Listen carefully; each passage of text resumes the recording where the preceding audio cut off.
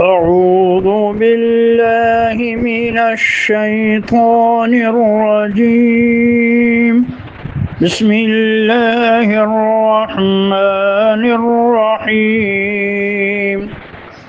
وإلى مدين أخاهم شعيبا قال يا قوم اعبدوا الله ما لكم من إله غيره قد جاءتكم بينة من ربكم فأوفوا الكيل والميزان